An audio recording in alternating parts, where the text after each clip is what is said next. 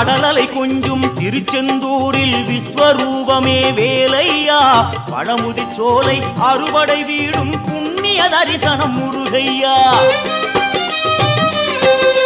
திருநீர் அணிந்து வரும் போது நெஞ்சில் நிம்மதி பிறக்குது கந்தையா சுகனே சிவனார் மகனே உன்னை பாட பாட சுகமாகுதையா வேல் முருகா அரோகரா அரோகரா வேல்